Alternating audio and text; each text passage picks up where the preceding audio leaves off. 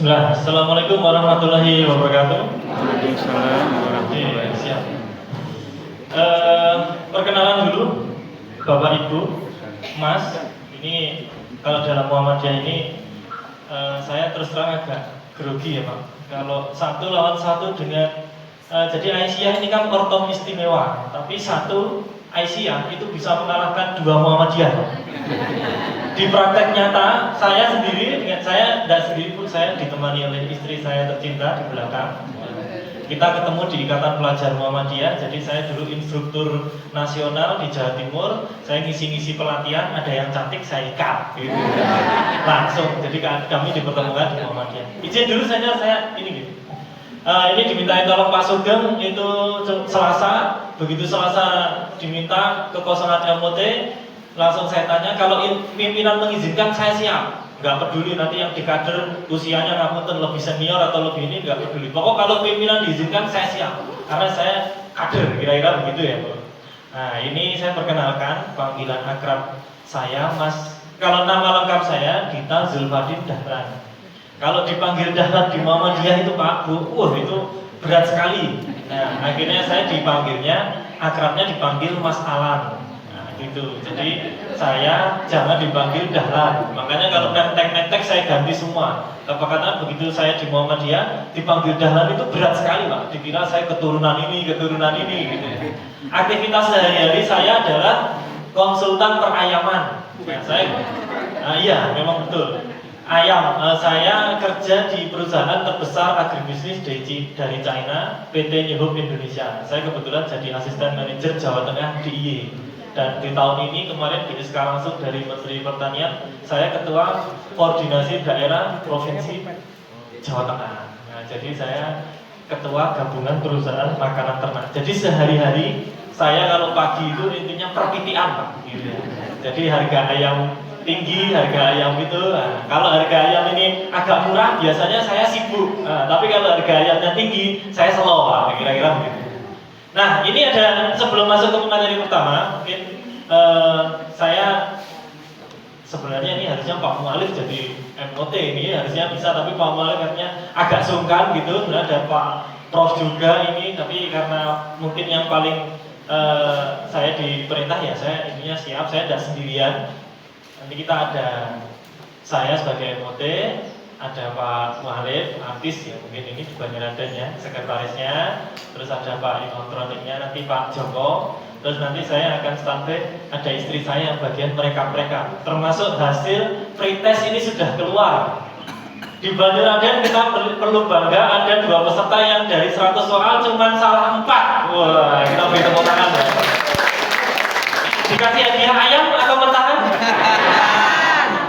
Oke. Tapi juga ada yang dari 100 kira-kira salahnya nggak usah sebut lah ya, sadar diri aja ya, kira-kira gitu ya. Jadi ada 2 orang yang salahnya cuma 4, tapi nggak apa-apa. Nah sebelum kita masuk ke inti, kita coba bedah sedikit tentang tema yang kita garap, yang kita usung hari ini. Jadi ini penguatan ideologi Muhammadiyah membentuk kader Islam berkemajuan. Ada 3 kata kunci yang harus kita paham. Nanti ini nggak dibedah saat ini, bukan ini buat PR. Nanti ke depan kita akan ada ruang tindak lanjutnya. Semoga PRN Banyuraden, PRA Banyuraden itu menjadi ranting Aisyah dan Muhammadiyah terbaik besok se-Jogja lah minimal gitu ya. Bismillah gitu. Pasti bisa. Nanti kalau masalah perayaman, kalau mau jualan saya support gitu ya. Nggak apa-apa, pasti saya support Bu. Pokok nggak usah pelihara ayam, jual aja. Kalau pelihara pasti rugi. Ya, karena saya Cina Pak. Kalau jenengan punya ayam 20, saya punya ayam 1 juta, jenengan pasti kalah kan Pak. Ini jualan aja. Saya carikan ayam murah tanpa pelihara, tanpa mati-matian gitu ya. Nanti stop. Singkat cerita ada 1 ideologi. Nah, mungkin KIS dulu, siapa yang ada ideologi, ada kader, ada berkemajuan. Ada 3 kunci yang harus kita paham sebelum kita melangkah lebih jauh. Oke, kita simulasi usul. Ada yang ingin speak up tentang mungkin apa itu ideologi atau pandangannya tentang ideologi? Ada yang angkat tangan? Ngapunten dalam hal ini Baitul Akom saya MOT ya, jadi meskipun jenengan lebih senior harus manut saya ya Pak. Nah, tolong dimaafkan ya. Tapi nanti ke depan saya junior lagi, tapi dalam ini MOT harus manut saya. Nanti kita ada kontrak belajar nanti setelah Ustadz Zuni aja nanti ngisi, kita ada kontrak belajar. Misalnya yang telat nanti harus infak Rp2.000 per menitnya misalnya. Tapi harus menurut saya karena saya MOT-nya. Kalau telat, kalau pulang denda 200.000 misalnya gitu ya. Tapi utuh. Ideologi ada yang tentang prinsip Pak. Oh boleh. Ya. Bismillahirrahmanirrahim. Assalamualaikum warahmatullahi wabarakatuh. Mohon izin. Ideologi adalah sebuah pandangan hidup bagi kita semua, khususnya kalau untuk bangsa Indonesia ideologinya yaitu Pancasila. Jadi setiap gerakan, setiap apa yang kita lakukan harus berdasarkan dengan Pancasila yang terkandung dalam sila-silanya yaitu sila 1 sampai sila 5. Dan sebagai orang Muslim kita punya ideologi yaitu yang sudah dijadikan pandangan hidup setiap umat Islam yaitu Al-Quran dan hadis. Itu saja. Oke, saya perjalanan sedikit. Kenapa kita harus berideologi? Kita harus berideologi karena kita setiap apa yang kita lakukan harus sesuai dengan landasan yang ada dalam Al-Quran dan hadis yang kemudian oleh pendiri bangsa Indonesia itu ditelurkan dalam, karena ayam tadi ya, ditelurkan dalam Pancasila begitu. Siap, kita beri tepuk tangan bagi Bu siapa? Rusmawati. Bu Rusmawati. Oke. Ayam geprek, ayam bumbu kecap atau kental langsung? Kita kirim. Oke. Ya, bisa dianggap benar. Nanti akan disambungkan ketika ada pemateri ya. Jadi kita nggak mau benarkan nanti pandangan dasarnya gimana. Intinya nanti bisa mewakili potret Banyuraden. Nanti ini akan ngaruh ketika nanti kita diskusi. Jadi misalnya kayak kalau kita berbisnis Bu, kalau kita omsetnya 1 juta mau diskusi tentang 1 miliar itu tidak nyambung. Kalau kita omsetnya 50 juta, kita diskusinya 1 miliar juga nggak nyambung. Kalau kita omsetnya 2 miliar, kita diskusi tentang omsetnya 1 juta juga nggak nyambung. Nah makanya ini pandangan awal ini nanti kita rekam, nanti kita diskusinya. Oke, yang kedua, kader. Ada yang ingin berspeak up? Yang PRM? Oh siap. Terima kasih Pak Dirgan. Di sini akan menyampaikan tentang kader. Kader yaitu calon pemimpin atau yang diharapkan untuk menggerak dalam suatu organisasi. Itu saja. Atau bukan Tambahin lah. Oke siap. Itu ngerepek nggak Pak? Enggak. Oke, ya udah kalau paham sih kan kira-kira kader di Banyuraden dari 1 sampai 10 berapa kuat? Kita nggak ngomong jumlah. Berapa kuat menurut Pak siapa? Pak Yanto. Oke, saya kecilkan sedikit. Bagus apa? Kurang, cukup atau sangat banyak? Sedang-sedang saja. Oke. Siap. Intinya ideologi itu pandangan, kader itu penggerak. Nah, yang terakhir berkemajuan. Ada yang ingin speak up? Berkemajuan. Oke, siap. Saya ke belakang. Yang pertama, kata berkemajuan sendiri menurut saya salah. Salah. Siap. Jadi Muhammadiyah menyodorkan kata yang salah. Ini angker banget ini ya. Sama langsung diam semua. Siapa? Lanjutkan Pak. Boleh nih. Ya, Boleh. karena kata dasarnya maju. Iya.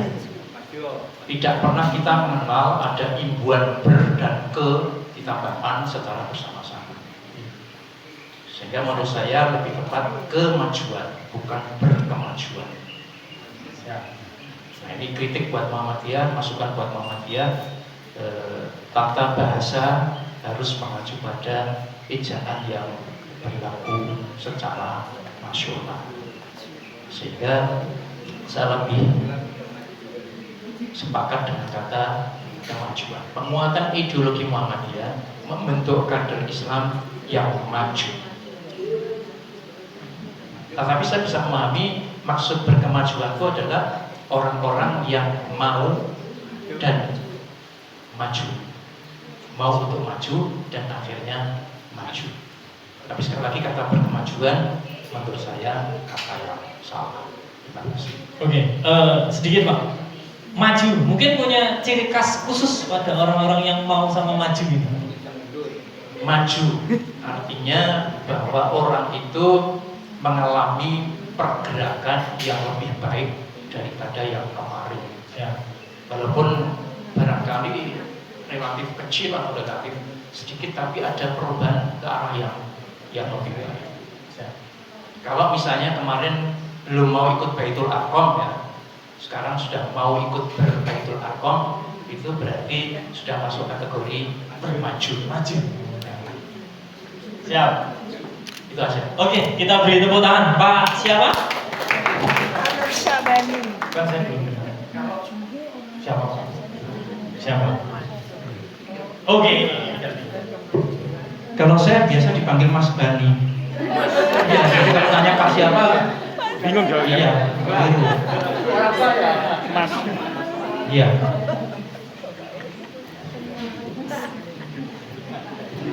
Ya ini saya mau tanggapi lucu-lucuan tapi mic-nya mati ya Pak. Jadi menit pertama hasil dari BA dari PRM dan PRA Banyuradin adalah ngasih masukan ke PP Muhammadiyah. Wes keren banget ini ya. Ini kalau diberitakan udah viral duluan ini. Oh, ini menurut saya juga bagus, dialektika sah-sah saja. Karena kalau di Muhammadiyah itu pimpinan di atas itu boleh dikritik Pak, dan insya Allah tidak hilang jadinya. Ya oke, jadi ada 3 kata tadi menurut kita yes. Nanti biar kita di akhir kita FGD, tadi ada pandangan dari beberapa peserta. Intinya kita harus punya cara pandang, terus kita harus bergerak dan kita harus beda dari sebelumnya. Kira-kira kayak gitu dari tema ya. Ini saya kira udah hampir mewakili kebenaran. Mungkin kita akan kupas lebih dalam nanti diskusi dengan pemateri. Karena ini sudah sesuai jadwal, jadi kami berusaha sesuai schedule yang sudah dijadwalkan oleh panitia. Ini kita sudah masuk telat 15 menit ke waktu pertama. Nanti waktu materinya itu kurang lebih 1,5 jam, terus berdasarkan tanya jawab juga. Nah, nanti akan dikelola oleh moderator. Ini untuk materi pertama sudah hadir di tengah-tengah kita ini. Ini senior di Pemuda Muhammadiyah, Ustadz Salahuddin Zuhri. Ini di mana-mana salah satu kiai mudanya Muhammadiyah. Wah, ini panggilan akrabnya sebenarnya ada Gusnya kalau di Pemuda ini ya, Gus Zuhri gitu ya. Jadi di barangkali nanti seperti Pak Muda mungkin Pak ya, bisa dakwah di bintang 9 gitu ya. Kira-kira nggak apa-apa. Kemarin juga ada Lazismu itu Pak, ini cerita aja unik. Ada di Lazismu Sragen yang perhimpunannya itu dalam 1 tahun itu 21 miliar. Nah itu Mas Roni, saking semangatnya beliau untuk ngelilingkan kotaan, apa bahasanya di sini Pak? Kenceleng ya bahasanya di sini. Ya kenceleng ke jamaah-jamaah. Beliau tidak tahu kalau masjid itu ya, masjid itu masjid yang dikelola itu. Beliau itu datang ke 21 masjid NU dan menyebarkan kalender Muhammadiyah, kenceleng Muhammadiyah, dan nyumbang banner pengajian Muhammadiyah di masjid NU. Saking semangatnya, karena dia nggak tahu kalau itu masjid NU karena nggak ada ininya. Terus ternyata orang-orang ini itu juga nyumbang ke Muhammadiyah. Nah, salah satu kiainya juga nyumbang ke Muhammadiyah. Suatu saat Mas Roni ini diundang ke majelis NU, terus cerita ke pimpinannya, tuh Pak, saya kok diundang ke pengajian NU, kenapa ya? Diundang ke pengajian NU, dihadiri ribuan, biasa kan kalau kita kan 200 sudah banyak, kalau NU kan ribuan Pak. Dikasih panggung, dikasih slide, Mas, jenengan presentasi Lazismu tapi penghimpunan ZIS, tapi diganti Lazisnu ya Mas. Saking keren ya, dan Mas Roni mau. Dan Mas Roni mau, tapi syaratnya saya parkir ambulannya harus parkir di depan dan saya pakai jaket Lazismu. Dan alhamdulillah orang-orangnya ternyata nggak mau nyumbang ke Lazismu, nyumbangnya tetap ke Lazismu. Saking semangatnya itu ya. Nah kita doakan Gus sebenarnya Gus Zalahuddin ini bisa kayak gitu mungkin ya. Saking semangatnya ceramah, orang-orang NU aja terkesima, apalagi yang tidak NU. Ya ini dimoderatori oleh Pak Joko. Oke, waktu dan tempat saya persilakan.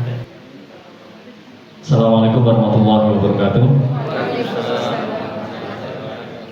Alhamdulillah wa syukurillah la haula wa la quwata illa billah. Alhamdulillah kita masuk ke materi yang pertama nih, yaitu tentang tauhid sebagai orientasi hidup. Akan tetapi karena dari tadi kita belum break ya. Nah, ini mungkin biar supaya menyingkat waktu, jadi kita kasih waktu 5 menit untuk mengambil breaknya di sana dan dibawa kembali duduk. Jadi kita bisa menghemat waktu. Ngaten nggih, Bapak Ibu? Nggih, monggo langsung saja ambil langsung makanannya di sana, terus dibawa kembali ke sini. Sekaligus kita juga mempersiapkan bahannya. Monggo. Kita mulai nggih. Bapak Ibu yang dirahmati Allah, materi pertama kita yaitu tentang tauhid sebagai orientasi hidup. Bapak Ibu, tauhid adalah sesuatu yang sangat fundamental, dan kita tahu nabi-nabi diutus oleh Allah Subhanahu wa taala berdakwah, yang pertama kali didakwahkan adalah masalah tauhid. Maka kita sebagai kader Muhammadiyah perlu memahami bagaimana tauhid tersebut ya, dan kemudian menguatkan tauhid tersebut. Maka telah hadir bersama kita Ustadz Sholahuddin Zubri. Selamat datang Ustadz. Beliau insya Allah akan memberikan penjelasan yang mendalam mengenai tauhid ini. Setidaknya dari pembahasan beliau kita mungkin diberi pengertian yang sederhana terlebih dahulu, dari pengertiannya, maknanya, kemudian keutamaan dan seterusnya. Nanti monggo Bapak Sholahuddin Zubri memberikan penjelasan sehingga kita bisa semakin mantap dengan tauhid kita. Waktu kita sekarang jam 10.25.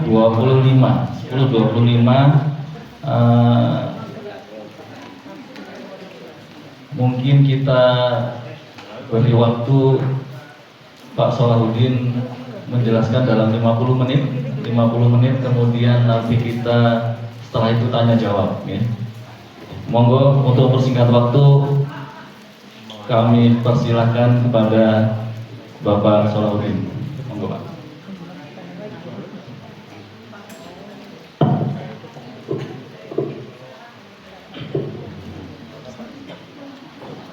Bismillahirrahmanirrahim. Assalamualaikum warahmatullahi wabarakatuh.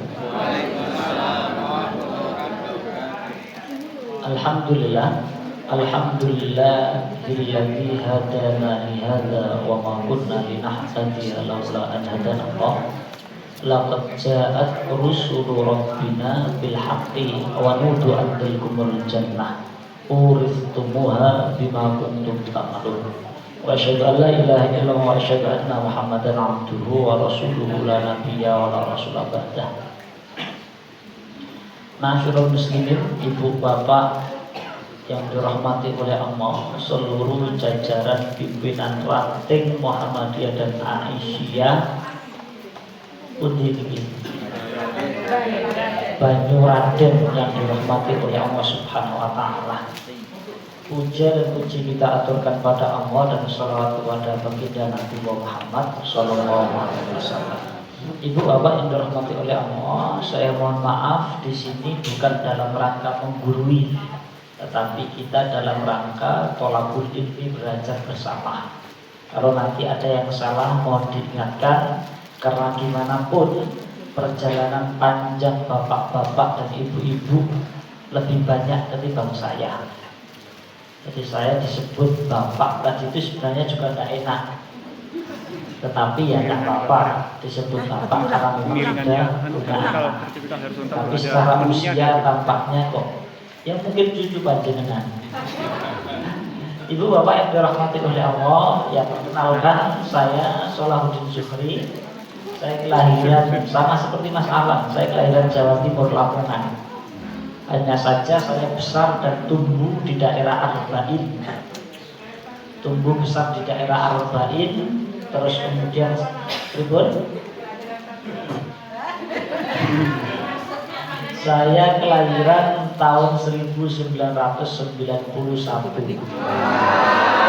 Cocok, bulan satu. Kecewa menonton. Pangapunten we, Ibu, pangapunten. Saya mengecewakan karena saya sudah nikah. Saya khawatir nanti tidak mantu, Pak. Oke, nama saya Solahuddin. Saya kelahiran 91, usia sekarang 33 tahun. Anak baru 3. Oke kan Mas? Di Muhammadiyah itu progresif. Maka kalau anak mudanya nggak progresif itu ya masalah. Kenapa demikian saya sampaikan? Saya mau izin berdiri aja betul Pak. Aku kalau suruh duduk sambil jalan-jalan ya Bu. Nah, karena di Muhammadiyah itu hampir seluruh penggerak Muhammadiyah itu di awal itu generasi muda, tidak ada generasi tua Pak. Saya ulangi, tidak ada generasi tua, adanya generasi muda. Kiai Haji Ahmad Dahlan mendirikan persyarikatan dengan para santrinya usianya muda. Bahkan Kiai Haji Ahmad Dahlan itu wafat usia 55 tahun.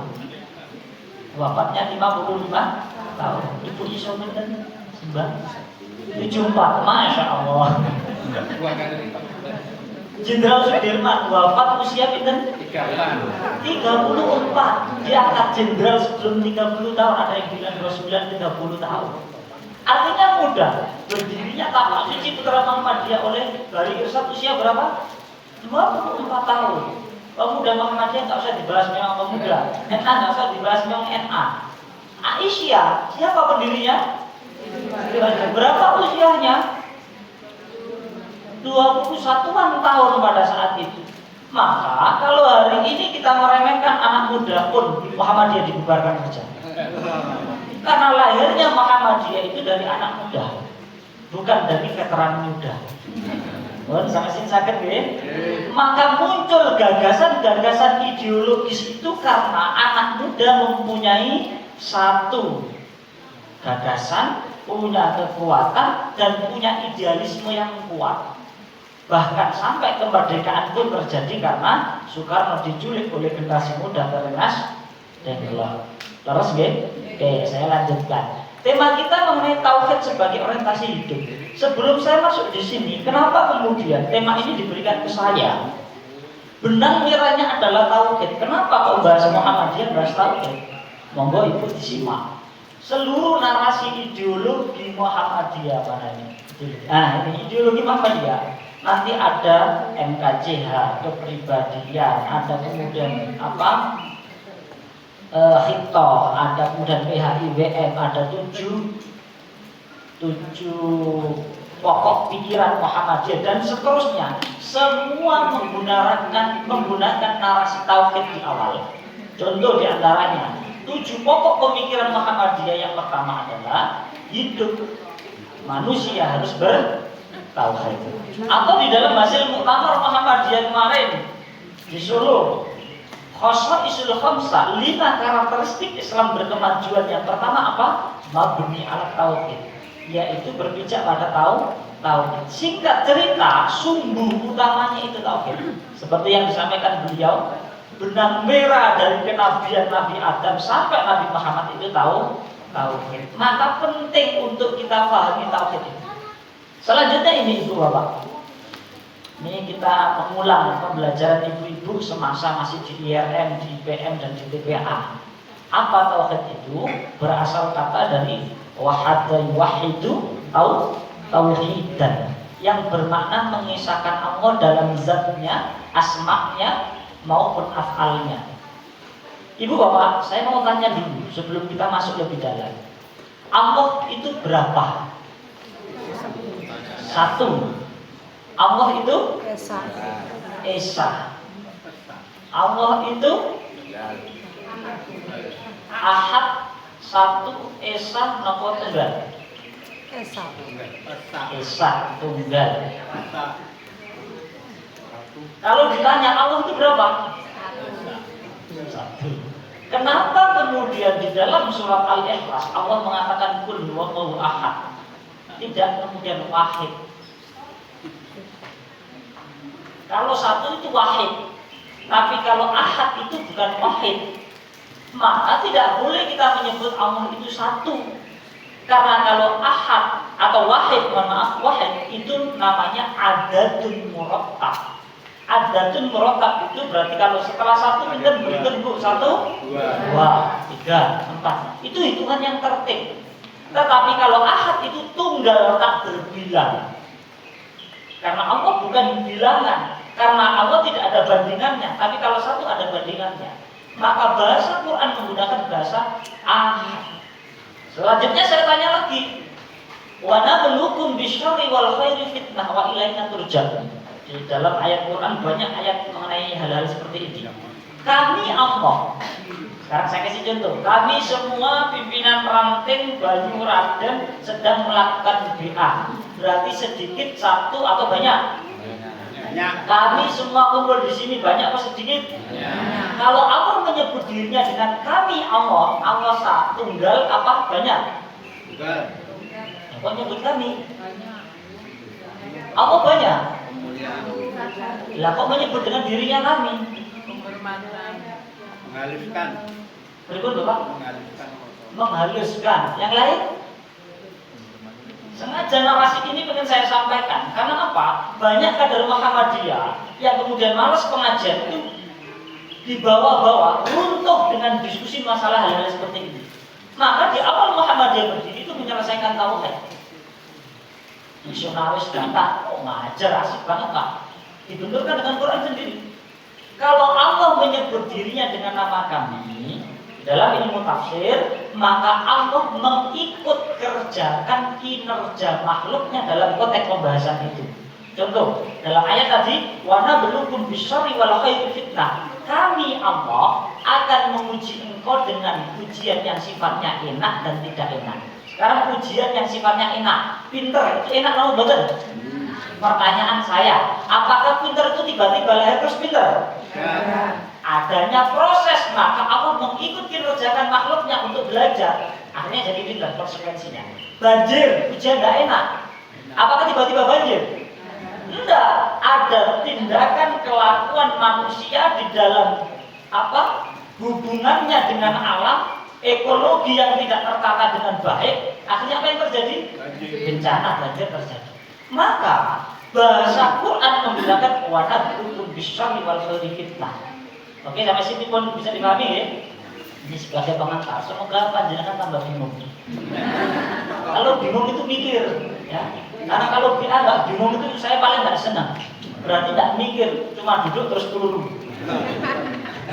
Oke. Mengisahkan Allah dalam zatnya, asma'nya, af'alnya, perbuatannya. Tema sentral akidah dan iman itu sama dengan tauhid. Maka ada istilah-istilah di dalam pembahasan akidah. Apa istilah itu? Ini Pak. Jangan bingung kalau kita bahas akidah, iman, tauhid, usuluddin, ilmu kalam, fikih akbar sama. Ya, sama. Sebagian ulama mengatakan sama, itu dalam satu rumpun. Iman, tauhid, usuluddin, ilmu kalam, fikih akbar. Nanti termasuk di dalam pembahasan Muhammadiyah pun hampir senada. Nanti bisa dibuka di dalam 12 langkah atau 12 tafsir langkah Muhammadiyah yang ditulis oleh Kiai Haji Mas Mansur. Nanti bisa dibuka lebih dalam.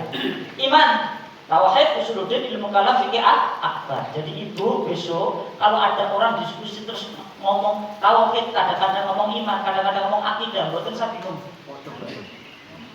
Mayoritas umumnya sama. Ada perbedaan nanti dalam beberapa poin mendasar yang kemudian mungkin ya tidak begitu jauh lah perbedaannya. Ya, saya bahas. Ini Nah, iman itu i'tiqad bil janah, yaitu sesuatu yang diyakini dalam hati, diucapkan dengan lisan, diamalkan dengan anggota tubuh. Saya tanya ibu bapak sederhana, ini putih, sepakat nggih? Sepakat. Kita sepakati pada pagi hari ini kalau saya nyebut ini atas ini nyenter ini, semua jawab hijau. Sepakat nggih? Kita sepakati di ruang ini. Kalau saya nyebut ini hijau. Ini warnanya apa bu? Hijau. Ini warnanya apa bu? Kita sepakati. Kita sepakati hijau. Oke, saya sebut lagi, ini warnanya apa? Ini warna? Oke. Ketika panjenengan menyebut itu warna hijau, hati Anda menyebut warna apa bu? Itu tidak iman namanya. Bisa dipahami ya? Iman itu ini putih, ngomongnya putih, terus kemudian suruh megang mana yang putih, saya pegang kemudian pakaian beliau. Nah ini putih, itu iman namanya. Itu kalau dalam definisi yang gampang saya sederhanakan. Dalam prakteknya takkid keyakinan itu harus kemudian mengenai siapa? Allah, Rasulnya, malaikat, kitabnya, hari akhir, kiamat, qada dan seterusnya. Sehingga saat kemudian kita yakin atas Allah itu sebagai sesembahan, maka tidak hanya sebatas di dalam hati takkidnya, tetapi qaulnya juga sama. Saat ditanya lantang menjawabnya. Saat kemudian melakukan sebuah tindakan dalam kehidupan, jelas tindakannya tertuju kepada Allah. Contoh sederhana gini. Saya pakai akik. Ya, ada bapak yang pakai akik? Ada nggih? Ya. Oh, sami Pak ya. Saya pakai akik. Ribut Pak. Akik ini kalau kemudian saya mengimani Allah, konsekuensi dari keimanan saya dalam konteks amal itu penyembahan kepada Allah, dan konsekuensi dari tauhid itu adalah ubudiyah menyembah pada Allah, dan konsekuensi dari ubudiyah itu tidak ada keraguan menyandarkan diri kita kepada Allah. Kok kemudian saya khawatir dan ragu menjadikan akid ini sebagai senjata agar saya lebih pede, maka itu imannya bermasalah. Bisa dipahami? Dalam konteks apapun termasuk setan gepeng. Kalau kemudian kita keluar, terus kemudian tidak bawa gadget, terus kemudian bingungi, was-was gelisah, berarti hati kita sudah terkait dengan gadget. Tetapi kalau kemudian saat keluar, kita kemudian tidak bawa Quran biasa saja, berarti hati kita belum terkait dengan Quran. Sesederhana itu sebenarnya. Artinya kalau kita nengok kualitas ketauhidan keimanan kita, jangan-jangan ini sedalam apa? Sudah dalam kan? Dalam jauhnya. Ibu bapak yang dirahmati oleh Allah, maka ini perlu menjadi otokritik. Maka Kiai Haji Ahmad Dahlan saat mendirikan gerakan Muhammadiyah itu punya kajian yang disebut dengan Taharatul Qulub, yaitu mensucikan jiwa, yang memang kemudian harus diselesaikan dulu oleh Kiai Ahmad Dahlan dengan para muridnya. Dikandung maksud apa? Kalau sudah terkondisikan batiniahnya, dirinya, maka eksekusi eksternal itu gampang sekali Pak. Sederhananya gini, saya kasih contoh. Ini ada lee mineral, saya kasih contoh yang sederhana saja biar gampang dicerna. Ini ada lee mineral Pak. Saya haus. Saya yakin dengan minum ini air, terus kemudian dahaga saya hilang. Tapi hanya sebatas yakin. Kita hilang betul Pak? Hilang betul?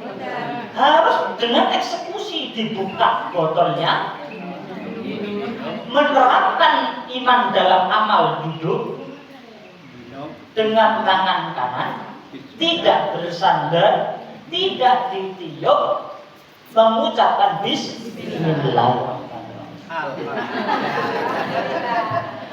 Clear? Itu konteks iman dalam penerapan. Kalau contohnya air, pertanyaannya sekarang contohnya dalam gerakan lantas bagaimana? Mohon maaf, saya beberapa waktu dikirim ke rumah, datang Honda Jazz putih saat saya masih menjadi ketua PDPM kota. Sebelum saya selesai, kalau sekarang sudah tidak di kota karena di wilayah, saat di kota saya dikirimi Honda Jazz putih dengan ya mungkin segini mungkin Pak, uang segini mungkin. Pada saat itu saya belum bisa nyetir mobil. Sudah datang ke rumah hari Ahad, saya masih ngajar kajian rutin di rumah saya. Ada murid kami yang namanya Fahmi. Mas Fahmi itu mobilnya diantar pulang kembali. Kenapa? Karena Solahuddin diminta untuk membuat konsep dan berstatement dalam urusan politik ya di Jogja. Yang itu tidak sejalan dengan kepribadian Muhammadiyah. Akhirnya ini saya kembalikan. Janjinya ya iman jadi.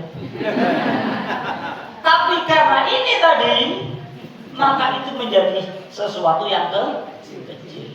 Kadang-kadang kalau belum ada contohnya itu, kita bisa daki-daki gitu. Tapi kadang-kadang kalau sudah ada di depan kita ini, sudah berodok tenang Pak. Ya betul saya setuju. Mana dijawab? Maka Muhammadiyah Kiai Ahmad akan menyelesaikan babakan tauhid. Bangunlah jiwanya, bangunlah untuk maka di dalam MKCH matang keyakinan cita-cita itu Muhammadiyah nanti bisa dikaji oleh siapapun. Ada 5 poin. Poin 1 dan kedua membahas mengenai ideologi. Dan telepon saya matikan juga. Poin ketiga dan keempat membahas mengenai paham agama. Poin kelima membahas mengenai hubungan dengan kebangsaan atau kebangsaan. Pada poin-poin ini, pada poin-poin ini mengenai paham agama dan ideologi syarat mutlak dengan pembahasan ketauhidan. Maka kemudian Ibu Bapak dalam lagu Indonesia Raya dan seluruh bangunan batang besar negara kita, kalau buka sejarah betul, berangkat daripada batang tubuh Muhammadiyah. Saya ulangi, berangkat dari batang tubuh Muhammadiyah. Maka munculnya Pancasila itu sesungguhnya sama seperti munculnya ideologi Muhammadiyah. Nanti itu bisa dicek dalam sejarah panjang, nanti bisa dalam waktu lain Pak. Karena gini, tahun 1940-an, 42 persisnya, Ki Bagus mohon maaf, Kiai Haji Mas Mansur itu menjadi ketua PP Muhammadiyah dan beliau menjadi 4 serangkai. Saat kemudian dia berangkat ke Jakarta, karena sudah jadi 4 serangkai, maka kemudian tidak menjadi ketua PP digantikan oleh Ki Bagus Hadikusumo. Saat berangkat di sana pertarungannya sengit, akhirnya pulang nggak kuat, akhirnya kembali terus tugas ke Surabaya. Di Surabaya berdinamika terus di penjara sampai meninggal di penjara. Kiai Haji Mas Mansur dalam kondisi sakit. Digantikan oleh Ki Bagus. Ki Bagus menjadi siapa? Menjadi panitia BPU PKI dan yang merumuskan Pancasila di antara poin pertama ketuhanan yang Maha Esa. Karena diilhami dari ideologi Muhammadiyah mengenai ketauhidan. Saya lanjutkan. Ini mengenai iman. Maka iman harus clear. Ya, dalam konteks warga Muhammadiyah. Selanjutnya mengenai pembahasan tauhid, karena saya diminta editornya itu untuk menjelaskan definisi dulu. Ya saya jelaskan. Setidaknya gampangannya gini. Habis ini nanti kita membahas mengenai terapan tauhid itu gimana. Tauhid itu minimal 3, minimal. Ada yang kemudian nanti mengatakan asma wa sifat monggolah, boleh. Yang pertama rububiyah. Rububiyah itu apa? Ini bisa ditengok. Yaitu menumbuhkan dan mengembangkan, mendidik, memelihara, memperbaiki dan seluruhnya. Itu namanya rububiyah. Saya kasih contoh Ibu Bapak. Ibu bisa tulis yang menggerakkan tangan sinten? Yang menggerakkan tangan sinten? Yang menggerakkan tangan jenengan sinten? Otak. Yang menggerakkan otak sinten? Oke. Ibu sampun sarapan tadi? Sampun. Ada yang cerek? Panitia bertanggung jawab nih. Kalau pingsan bahaya. Oke, semua kita ini digerakkan oleh rububiyah. Maka dalam konteks kehidupan, warga Muhammadiyah harus menyadari betul, saya hadir ini karena Allah. Ada yang kemudian lahir dari batu, wallahu akhrajakum min butuni ummahatikum la ta'lamuna syai' wa ja'ala lakum as-sam'a wal absara wal af'idah. Semua manusia dilahirkan dari perut ibunya tidak tahu apapun. Nanti ini terus dikembangkan menjadi teori tabula rasa, kertas putih, macam-macam. Baru diciptakan pendengaran dulu. Di dalam rahim yang bisa mendengar dulu, apa melihat dulu? Mendengar dulu. Maka pendidikan pertama kali itu pendengaran. Maka ini kemudian diadopsi dalam teknik dunia pendidikan. Selanjutnya 40 hari setelah lahir baru bisa melihat. Baru saat sudah memayis balik afidah, hati yang berfungsi. Kenapa Allah menggunakan afidah bukan kolbun? Hati kok disebut afidah bukan kolbun?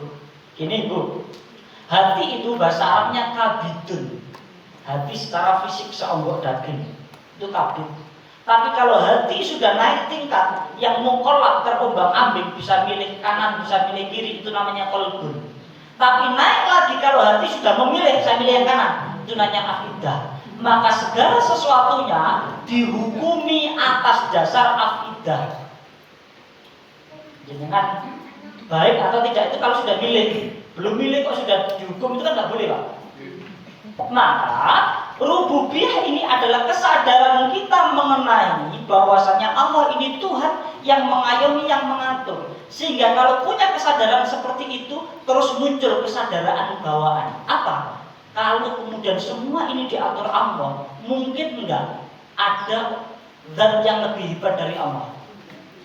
Enggak mungkin. Kalau tidak ada, maka Allah akan saya jadikan raja. Karena enggak ada yang lebih hebat daripada Allah. Maka muncul tauhid mulkiyah.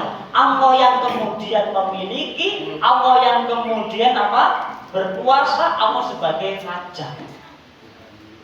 Karena mengayomi. Tadi menciptakan, ada yang di sini bisa menciptakan nyamuk.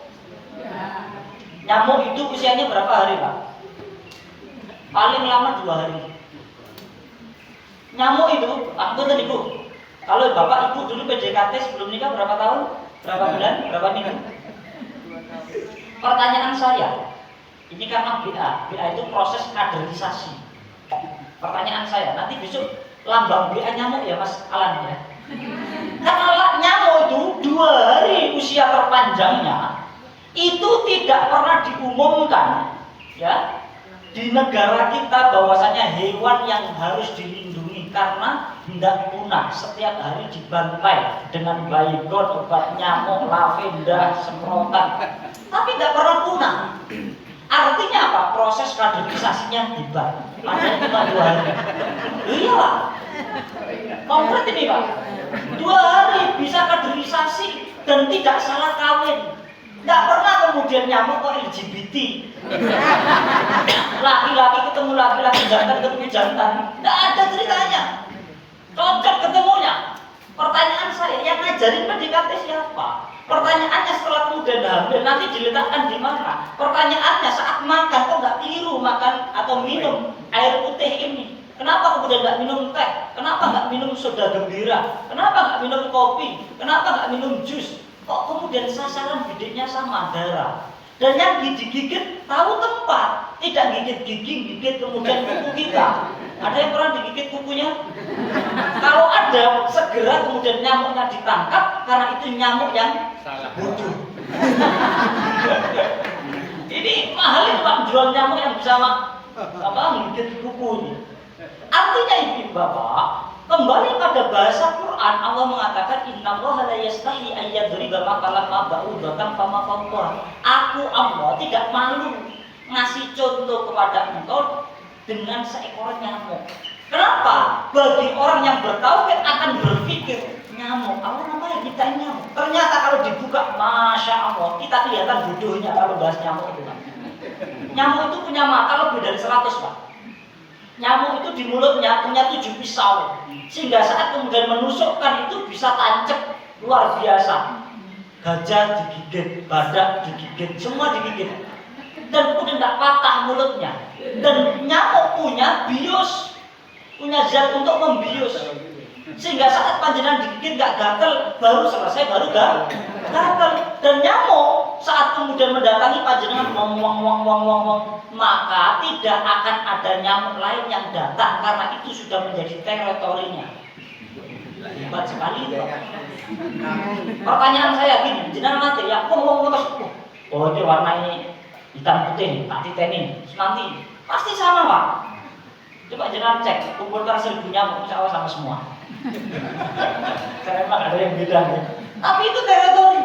Lah beranjak dari nyamuk saja, maka rububiyah mulkiyah ini kemudian kita mampu membuktikan. Ya benar, berarti Allah ini raja. Wes, rasa tak bantah. Ada yang di sini mau mengalahkan raja kita Allah? Lah kalau kemudian jenengan ketemu raja, apa yang terjadi? DP, dinglo, atau gimana? Nyembah. Masya Allah. Tanggal 10 sampai tanggal 12, insya Allah kami akan melaksanakan takbir pemuda Muhammadiyah. Terus kemudian tadi malam kita dapat informasi takbir dibatalkan dan takbir diundur. Karena apa? Bapak Ibu tahu? Karena Raja Jawa belum bisa hadir. Artinya seringkali gerakan kita ini hari ini jangan sampai membebek. Paham ya membebek? Bebek itu gimana Bu? Intil kawan. Lah ini masalah. Kalau bertauhid, untuk dan nggak boleh membebek. Karena pada raja tadi dianggap itu, ini luar biasa. Maka kemudian apa? Akhirnya kalau nggak bisa datang kita undur. Akhirnya apa yang terjadi Bapak? Rusak tatanan. Itu baru pada raja yang dikatakan raja sanes raja Jogja loh, karena raja Jogja, raja Jawa kita raja betulan. Ya, itu saja demikian bisa berantakan. Apalagi kalau kemudian kita sadar rububiyah mulkiyah, terus kemudian kita tidak mengikuti Allah, apa yang terjadi Pak? Rusak semua. Mohon maaf nanti bisa ditengok di dalam himpunan putusan tarjih. Jaminan Pak, sudah selesai? Kalau sudah selesai saya akhiri. Di dalam himpunan putusan tarjih, Masya Allah, himpunan putusan tarjih jelas dikatakan mengenai apa tadi Pak? Kita tadi bahas apa? Rububiyah dan mulkiyah, ya. Bahwasanya ya di dalam himpunan putusan tarjih itu ada sebuah kalimat mengenai ad-din, agama. Agama itu apa? Agama itu li solahil ibadi dunyahum wa ukhratum. Orang kalau beragama itu dalam rangka untuk membahagiakan dirinya, membahagiakan seorang hamba di dunia dan di akhiratnya. Oh dengan beragama nggak baik, nggak bahagia, ada yang salah dengan cara beragama kita. Lah kalau kemudian hari ini kita nggak baik-baik saja, berarti ada yang keliru dengan cara beragama kita. Dalam konteks ini kita memahami agama melalui Muhammadiyah ada yang belum selesai. Sampai dipahami sampai sini nggih? Banyak. Alhamdulillah. Maka harus menjadikan Allah sebagai raja. Lah kalau kemudian kita ketemu raja, mesti kan dingkluk ya Bu? Apakah pada Allah terus kemudian dingkluk? Setiap hari dingkluk terus gitu? Enggak. Tetapi kepada Allah itu dengan mewujudkan persembahan tertinggi yang disebut dengan ubudiyah. Ubudiyah itu apa? Penyembahan. Lah tauhidnya disebut dengan uluhiyah. Maka uluhiyah bermakna tenang, lindungan, cinta, sembah dan makbud dan sebagainya. Maka orang kalau kemudian punya tauhid mesti rakyat di dalam ubudiyahnya. Maka warga Muhammadiyah mesti melekat pada dirinya kepribadian sholat. Maka di dalam setiap kurikulum Baitul Arqam ataupun Darul Arqam yang wajib ada dari sejak berdirinya itu sholat malam. Karena itu puncak dari ubudiyah. Tidak tahu nanti sholat malam betul? Insyaallah ya. Mas diimami yang utama ya. Perlu Pak mengasah sesekali itu perlu ya. uluhiyah. Maka uluhiyah ini terkait dengan ubudiyah. Sehingga kalau Allah ini dijadikan sesembahan, satu-satunya yang disembah, maka konsekuensinya adalah sami'na wa ata'na. Ibu bapak yang dirahmati oleh Allah Subhanahu wa taala. Lah konsekuensi dari tauhid ini, maka setidak-tidaknya ada 3 ini. Apa itu? Menjadikan Allah sebagai wali. Nah ini turunannya di dalam konteks bermuhammadiyah nanti. Walaupun tema saya tidak diberikan konteks Muhammadiyah, tetapi diarahkan ke sana, ya. Karena tema kita hanya orientasi tauhid, ya. Orientasinya apa? Wali. Allah dijadikan wali. Wali itu kenapa, Bu? Wali itu pelindung, pengganti, ya. Wali itu pelindung, pengganti, pengayom dan seterusnya. Itu namanya wali. Berarti menjadikan Allah sebagai wali pelindung. Kira-kira Bapak, saya kemarin lagi ujian tapak suci, ujian tapak suci, ujian pendekar. Karena kalau ujian pendekar itu nasional, karena kebetulan saya diamani di pimpinan pusat tapak suci, dan kebetulan saya yang paling muda, kita uji, dan kebetulan yang kita uji itu kakak tingkat saya. Kebetulan beliau dan rem DIY Kedu, namanya Jenderal Zainul Bahari. Selama 3 hari kita bersama beliau. Nah, Jenderal Zainul Bahari itu adiknya sinten Jenderal Lutfi yang akan maju menjadi Gubernur Jawa Tengah. Itu kakak kandung, adik kandung. Beliau sejak kecil sekolah di Nganjuk, asli Nganjuk, SMP Muhammadiyah, SMA-nya juga Muhammadiyah, ikut tapak suci lama. Nah, saat kemudian kita diskusi ngobrol-ngobrol panjang mengenai wali, sandaran backup. Saya di samping beliau karena sudah akrab. Nggak ada Pak yang kemudian berani kemudian gojek Pak, lewatin dikul Pak. Masya Allah, karena lihat jenderal. Kita beliau wonten Pak Haidar di sini, jenengan dikul wonten. Boten. Malah rasopan. Artinya apa? Kita kepada makhluk kalau kemudian tahu, oh itu ketemu saya, oh ini kiai saya, oh ini guru saya, kita merasa apa? Oh punya backupan pelindung. Kalau gini bapak punya anak jenderal, terus panjenengan ditilang, mobil panjenengan ditilang, itu kita jenengan santai mawon dong, napa pripun? Santai kan dijupuk anakku jenderal. Kan gitu. Karena merasa punya backupan. Bagi orang yang bertauhid punya backupan, pelindung saya ini Allah. Ada yang perlu diketakuti? Sama sekali tidak ada, sekecil kuku saja tidak ada Pak.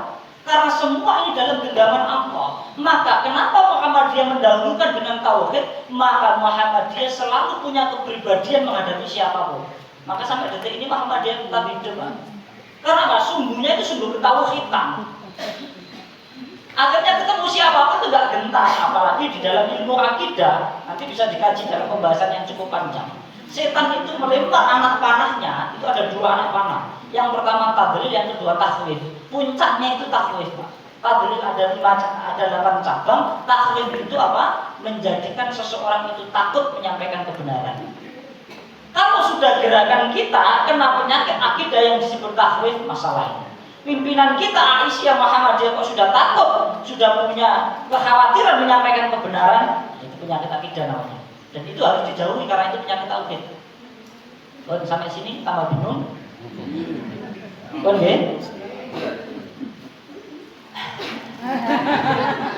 Saya kasih contoh Ibu Bapak. Saya kasih contoh. Ini baci. Saya pakai pas. Baci beli, terus saya pakai kekecilan. Kira-kira yang diganti kepalanya apa bacinya? Kenapa tak bacinya? Karena kepala ini al-haqiqah al-mutlaqah, sebuah hakikat yang mutlak yang nggak bisa ditawar. Tapi nggak pakai peci nggak apa-apa, boleh-boleh saja. Tapi kalau udah nggak pakai kepala masalah Pak. Beragama pun sama, bermuhammadiyah pun sama. Kalau nggak pakai tauhid masalah. Maka nggak boleh ditawar.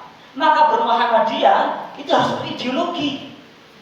Karena di dalam ideologi Muhammadiyah, poin pertama membahas mengenai tauhid. Lah kok ada warga Muhammadiyah secara penting. Yang penting saya di awal usaha garong itu Pak. Tahu garong ya? Itu cuma cari makan itu Pak.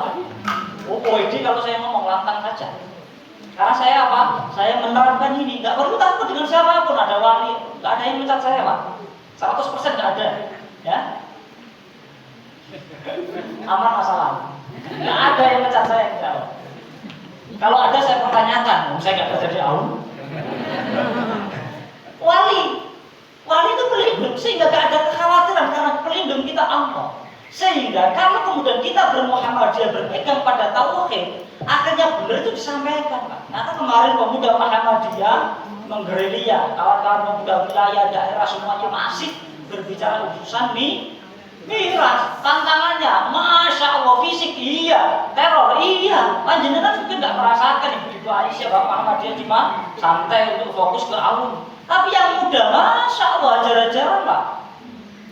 Kita audiensi dengan Polda sudah, dan Rem sudah, Bupati sudah, apalagi tutup 2 hari, buka lagi, malah nambah sekarang. Hotel 2-3 bisa direkam tak apa-apa. Nanti biar bertanya di belakang. Oke, Ibu Bapak yang dirahmati oleh Allah, maka menjadi poin penting untuk kemudian punya kepribadian karena kita wali, jadi harus berani. Yang kedua, menjadikan Allah sebagai hakim. Hakim itu juri. Kalau kita lagi lomba, Bapak Ibu, pengen nomor 1 atau nomor 10? 1, dan nomor 1 itu di depan atau di belakang? Di belakang? Di depan. Maka kalau menjadikan hakim yang menentukan kita juara atau tidak itu sinten? Hakim juri. Berarti bukan karena kemauan kita, karena sak sukaku, karena sak karepku ndak, tetapi di mana kesukaan Allah. Sehingga panjenengan duduk seperti ini pun sama. Ini lagi lomba semua kita ini. Saya lagi lomba ngomong ini lomba. Ngomong baik enggak saya? Jenengan duduk ini lomba. Mampu menghargai tidak? Jenengan duduk, ini lomba. Kenapa? Karena banyak orang duduk terus berumpi. Kita kumpul ini lomba karena banyak orang kumpul terus saling menghina-hina, memaki-maki. Sehingga semua kehidupan kita 24 jam itu dalam perlombaan, dan penentu kemenangan itu hakim Allah. Maka kalau kemudian kita membahas tauhid sebagai orientasi kehidupan kita, maka setiap langkah kaki kita kemanapun itu kita meyakini bahwasanya kita sedang berlomba. Maka kami selaku pemuda Muhammadiyah punya tagline fastabiqul khairat. Apa artinya? Itu arti umum untuk anak SD dan TK. Karena sudah BA harusnya ini lagi tingkatnya. Besok ngartikannya nggak gitu. Fastabiqul khairat. BA itu kan harus ada peningkatan, Pak. Kalau BA sama-sama saja ya ya tetap BA. Karena BA itu mengingatkan kembali. Apa fastabiqul khairat itu? Fastabiqul khairat itu di situ menggunakan wazan istabaqo, bukan sabaqo. Kalau sabaqo itu lomba. Tapi kalau istabaqo itu saya lomba dan perlombaan saya itu baik-baik semua, pesertanya baik-baik semua. Yang kedua, karena istabaqo saya kudu menang. Harus juara 1. Jadi berlomba dalam kebaikan dan saya harus menang, Pak. Itu istabaqo namanya. Maka fastabiqul khairat itu wazannya istabaqo. Saya nggak tahu ini mungkin jarang dibuka karena kemudian seperti yang disampaikan Mas Alan tadi, kalau Muhammadiyah itu kalau pengajian 200, kalau NU ribuan, ya itu di sini mungkin. Kalau di luar sana enggak. Saya kemarin isi di Kalibening, Banjarnegara. Masya Allah, sekali ngaji jamaah saya itu 7.000. Jadi kalau ngomong di situ mungkin di sini ya. Di Klaten, 15.000 Mas. Jamaahnya banyak sekali. Kemarin saya ngisi di Gunung Kidul, baru hari Ahad kemarin, ya di Semen jamaahnya 800-an, masa banyak, Pak. Ya, jadi jangan kemudian kita mengeneralisir terus kemudian karena kita mungkin sedikit terus Muhammadiyah di sini sedikit ya, di sini, ya. Lah ini otokritik bagi kita. Sampai sini saya dipahami, ya. Jangan sampai ada kalimat muncul Muhammadiyah lahir di Jogja tapi besar di Jawa Timur. Gitu Bapak? Saya kebetulan dari Lamongan. Setiap cabang di Lamongan itu punya rumah sakit, bukan klinik, punya rumah sakit. Setiap PDM di Jawa Timur punya pom bensin semua. Di Malang itu punya wisata Sengkaleng, punya kampus, punya pom bensin, ya, punya hotel.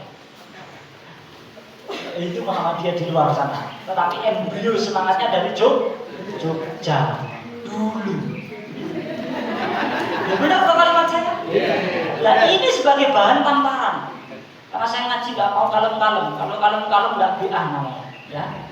Oh, terus juga diundang lagi ya tidak apa-apa. Oh, saya ini nggak harus diundang ya. Oh, saya lanjutkan. Menjadi hakim. Yang ketiga menjadi ghoyah. Amor dijadikan ghoyah. Kalau kita sudah ngomong tauhid, 1 wali, 2 hakim, 3 ghoyah. Ghoyah itu tujuan. Maka bermuhammadiyah ini karena kita bertauhid tujuannya jelas. Maka di dalam asaksiyah, asaksiyah Muhammadiyah itu bahwasan kepribadian, asaksiyah itu kepribadian Muhammadiyah atau jati diri, persisnya jati diri. Muhammadiyah sebagai gerakan Islam, gerakan dakwah dan tajdid. Berarti apa? Kalau berbicara mengenai gerakan Islam, kita harus selesai dan tuntas mengenai sumber utama Islam itu apa. Maka Quran dan Sunnah itu sebagai sumber, termasuk itu masuk dalam khosaisul khamsah hasil utama Muhammadiyah. Apa? Ar-ruju' ilal Quran wa Sunnah. Oh, maka gerakan Islam, asaksiyah. Yang kedua gerakan dakwah. Setelah mampu memahami sumber hukumnya, yang kedua mampu mensiarkannya, mendakwahkannya dengan pola yang beragam. Nanti materi saya bagi ke panitia ya. Nanti mau diminta saja. Gerakan dakwah dari semua lini. Enggak hanya dakwah itu di atas mimbar. Mohon maaf. Ini untuk kritik saya. Saya hari ini KTP saya Piro Braja, istri saya Piro Braja, daerah Arba'in, Petangpuluan. Petangpuluan itu bahasa Arabnya Arba'in. Ya. Makanya kalau saya ditanya itu Arba'in, saya bisa di daerah Arba'in sejak kecil. Karena saya cuma bersama Alimin ya, kan di daerah Petangpuluan. Maka saya bisa di daerah Arba'in. Biar keren dikit gitu loh. Oke, gerakan dakwah harus masuk semua lini. Mohon maaf, kita kasih bocoran ibu bapak. Jogja DI hari ini meningkat komernya, miras. Jogja DI hari ini meningkat obat-obatannya. Jogja hari ini meningkat apa? Kalau dulu kupu-kupu malam, sekarang kupu-kupu subuh, siang, sore, malam. Masya Allah. Persebarannya luar biasa. Kemarin dibongkar di daerah Gedung Tengah, ada yang dirobohkan, tapi persebarannya mereka berdiaspora. Orang bahasanya kan berdiaspora mereka. Apa? Ada yang buka spa. Saya tahu titiknya, jenengan nyebut kecamatan mana nanti saya sebutkan tempatnya. Saya tunjukkan. Loh, Ustadz kok tahu? Harus tahu. Mubalik kalau nggak tahu itu mubalik cupu namanya. Mubalik itu untuk menyelesaikan perkara umat. Lah kita selaku pimpinan kok nggak tahu permasalahan umat itu untuk apa kita? Sampai di sini bisa dipahami gitu? Ya, betul. Kita itu punya gerakan Muhammadiyah amar ma'ruf nahi munkar, tapi hari ini seolah-olah kita sudah besar amar ma'ruf tok. Nahi munkarnya kurang. Kapok. Gerakan dakwah, ya, ini gerakan dakwah, maka harus masif. Maka gerakan dakwah ini nggak bisa hanya kita Muhammadiyah, hanya kita Aisyah, nggak bisa. Harus bersinergi, harus berkolaborasi, harus kolektif. Maka harus diperhatikan yang muda mengambil peran apa, yang perempuan mengambil peran apa, laki-laki mengambil peran apa. Seharusnya di Muhammadiyah ini sudah lengkap. Masalahnya interkoneksinya yang kemudian kadangkala tidak nyambung. Pangapunten, majelis di Muhammadiyah kata mboten? Diranting banyak nih. Ada bidang kader, dakwah, organisasi, MPKO, ada ekonomi, macam-macam. Itu kan bisa disambungkan, tetapi rata-rata ego sektoral yang ditonjol bidangku majelisku semaku, majelismu piye? Ya enggak gitu. Itu berarti gagal paham di dalam menjalankan misi besar persyarikatan. Mohon maaf, ini sekilas Bapak. Saya ingin nyempal dikit. Ini untuk mempertajam pemahaman kita. Waktunya sudah habis ini. 3 menit lagi, nanti tanya jawab mau ya. Nah, ini Pak. Mohon maaf. Karena kalau ngomong tauhid itu, kalau basis kitab itu nanti akan dalam, ya.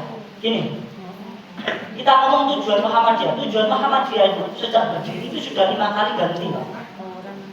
Ya, 2 kali zaman Belanda, 1 kali zaman Jepang. Oke, ini langsung saya masuk pada poin. Ini kurang geser nih, Mbak. Nah, gini. Ya, ini yang keempat, ini yang kelima. Oke ya. Saya senang tadi ada ayahanda kita, bapak kita yang tadi mengkritisi berkemajuan. Itu ciri khas Muhammadiyah. Muhammadiyah dalam tahun 1959, 1950 itu tujuan keempat. Tujuan kelima nggak ada perubahan. Yang dirubah cuma ini, Pak. Terwujudnya. Sebelumnya apa, Pak? Sebelumnya adalah ini mewujudkan masyarakat Islam sebesar-besarnya sehingga dapat mewujudkan, dirubah menjadi terwujud. Kenapa? Karena pada poin keempat ini aktif seolah-olah iya. Dalam bahasa tauhid tidak boleh, Pak. Maka menggunakan pola pasif terwujud, dampak dan upaya. Masya Allah, Muhammadiyah dari dulu terkenal rigid dalam tatanan organisasi, termasuk judul ini. Muhammadiyah itu jagonya, Pak. Karena negara itu belajar itu Muhammadiyah. Jadi ini sekilas saja, maka wajib bagi warga Muhammadiyah. Kemarin hari Senin saya isi di Mandarin Natal Medan sebelum pelantikan PDPM Mandarin Natal. Saya sampaikan refleksi mengenai Muhammadiyah. Pada saat itu kemudian kita ngobrol diskusi panjang. Kawan-kawan itu paham nggak apa tujuan dari Muhammadiyah? Tujuan dari pemuda itu apa? Masya Allah, bulet kabeh, Pak. Maka saya sampaikan kawan-kawan, jangan ada yang dilantik sebelum nanti maju dilantik semua harus hafal tujuan Muhammadiyah. Kita mau ngomong gerakan, organisasi itu apa, Pak? Kumpulan orang yang mempunyai tujuan yang sama. Yang sama, lepas jenengan ngumpul, paham nggak tujuannya? Nah ini masalah, Pak. Jadi kadang-kadang kita indaki, tapi kemudian tidak paham hal-hal yang mendasar. Mohon maaf, saya nggak marah-marah, gitu. Maka wajib ini nanti dihafalkan. Kalau perlu ada nanti post-test pretestnya ya ditambah ini, Mas, khusus tujuan. Kalau belum hafal orang lulus. Lah cuma satu baris tidak hafal, di foto dihafalkan. Menegakkan. Jangan dari dulu menegakkan dan menjunjung tinggi agama Islam sehingga terwujudnya masyarakat Islam yang sebenar-benarnya. Mohon maaf, saya salah tulis ini. Ini karena kerjain habis subuh ini, Pak. Sehingga terwujudnya masyarakat Islam yang sebenar-benarnya. Oh, jawab nggih? Dan ini dibuang nih, terwujud ya. Ya, terwujudnya masyarakat Islam yang sebenar-benarnya. Terwujud masyarakat Islam yang sebenar-benarnya. Oh, saya lanjutkan kembali ke laptop. Karena itu cuma selingan tadi. Oh, ini, Pak. Oke. Sebenarnya panjang kalau bahas tauhid, tapi tidak apa, saya percepat. Ini kembali dulu, Bapak. Tadi kita sampai sini. Maka konsekuensinya harus jelas, wali, hakim, ghoyah. Ya, langsung masuk sini. Ini sebenarnya teorinya. Teori konsekuensi dari tauhid itu ini. Ada teori yang disebut dengan at-tadlamun sama teori at-talazum. Nanti pembahasannya nanti cukup panjang sebenarnya. Konsekuensi syahadat tauhid. 2 kalimat syahadat ini. Ini tauhid, Pak. Syahadat tauhid ada la ilaha, bukan rabbun. Kalau rabbun itu Tuhan, kalau ilah itu apa? Sesembahan. Dalam rumus tadi, maka syahadat kita menggunakan ilah. La ilah itu mempunyai 2 teori ini, Pak. Yang pertama teori at-talazum, kemestian. Mestinya orang kalau sudah punya tauhid uluhiyah, maka punya tauhid mulkiyah dan rububiyah. Maka tidak khawatir kalau warga Muhammadiyah itu sudah bertauhid, bersyahadat. Urusan rezeki itu urusan ini. Kan gitu. Sekali lagi urusan jin. Wa ma min dabbatin fil ardi illa 'ala Allahi rizquha wa ya'lamu mustaqarraha wa mustawda'aha. Kullu ulaika fi kitabin mubin. Dan tidaklah hewan-hewan yang melata yang kecil itu kecuali Allah memberikan rezeki dan Allah tahu tempat tinggalnya, penyimpanan makannya di mana. Sekarang saya kasih contoh. Nah, semerat ini, kecil ini, nah ada lemut ini. Jangan tahu lemut di pojok kecil ini RT berapa tinggalnya. Besannya lemut ini sinten? Anaknya sinten? Semerat jenengan. Tinggal nyimpan makannya di mana? Tahu? Dari satu saja jenengan tidak tahu, apalagi kalau pas saat musim banyak lemut datang, musim panen, musim gini apa betul? Saat di masjid penguripan keuangan, tahu apa betul? Semua dikasih rezeki oleh Allah. Lah jenengan ini subjek utama dunia. Khalifah itu siapa? Manusia yang diberikan akal. Kok kemudian tidak dikasih rezeki Allah? Itu tidak mungkin. Pun sampai sini pun paham? Itu jenenge mentok ngepres betul babakan tauhid. Oh sampai sini, aku pesan tauhid babakan rezeki terus kemudian ada sepandang apa? La ilaha illallah. Jangan ngomong dengan saya Pak urusan itu Pak. Saya paling jengkel kalau sudah ngaku Muhammadiyah berideologi apalagi pimpinan. Terus kemudian sambat baik. Pimpinan itu bukan sambat, pimpinan itu menyelesaikan perkara umat. Kok pimpinan kakek sambat? Mohon maaf, dalam minggu ini ada tiga yang datang ke rumah. Dalam urusan apa? Dalam urusan rumah tangga yang amburadul. Siapa? Kader Muhammadiyah. Urusan apa? Perceraian. Sekarang babakan apa? Babakan madang. Siapa? Pimpinan. Masya Allah. Loh, pun ngomong apa malah ini? Janjinya terus dodo. Jenengan obah, ada istilah Jawa Obama, mama. Berarti mamanya suruh obah Enggak gitu, maksudnya Obama itu gerak berikhtiar itu nanti ada, yakin. Oh nggih, pun pakai ketawa, jangan pakai undang pulau pengajian. Alif bat itu konsekuensi dari ini Pak. Konsekuensi dari syahadatnya alif bat menetapkan tidak ada sesembahan kecuali Allah. Berarti tidak ada yang lainnya. Yang kedua apa? An-nafi meniadakan sesembahan. Enggak ada sesembahan selain Allah. Berarti apa? Enggak ada keraguan. Ada gadget, ada HP, ada apapun kecil semua. Enggak perlu dikhawatirkan. Ketemu dukun, ketemu nyala, bergedes. Saya tahun 2000 sekarang berdukun Pak. Insya Allah sekitar 2017an. 17 atau 18 kalau saya disuppin. Seminggu saya dikirim di suku Dayak bersama Dewan Pendekar, Ketua Dewan Pendekar Abu Yarham, Bapak Hamada Brajanegara Pendekar Besar. Beliau masih saudaranya Prof. Saat almarhum, masih saudara keluarga besar dari yang memiliki pondok pebarongan Banyumas. Ya, kalau kader-kadernya ada Ustaz Miki Alma, Ustaz Qoim yang sekarang ditarjih pinter-pinter. Ya, suatu saat kita dikirim ke sana seminggu di suku Dayak setelah perang Sampit. Nah, yang Lampung dengan Madura dengan suku Dayak. Masya Allah, banyak sekali. Saya ditunjukkan kampung itu bersih karena sudah pindah semua. Ya kendaraannya itu Pak punya. Tunjukkan video ini. Ya saya dibawa ke sana. Asumsi saya karena saya ini murid beliau, ya suruh dampingi lah, bawa tas atau bawa apa. Masya Allah sampai sana pendekar besar Brajanegara menyampaikan pembukaan macam-macam. Materi, masalah di, kok belum? Cukup saya bawa laptop loh. Maksudnya gimana? Ya jenengan, ini ujian bagi jenengan. Makan. Jadi banyak di situ yang kalangan abangan itu termasuk yang nah, ini saya ujian tenang. Untungnya saya pernah nyantrik di Malimin. Saya kacau gitu. Disuruh ngajarin bagaimana memahamkan agama. Yang kedua ngajarin suku Dayak berkelahi. Karena saya pendekar tapak suci mau nggak mau urusan tapak suci urusan bela diri. Maka tadi malam saya sampaikan di pengajian di Pandes malam. Di antara mentalitas orang mukmin itu harus kuat. Di antara kekuatan itu kekuatan agama, ilmu dan dan fisik.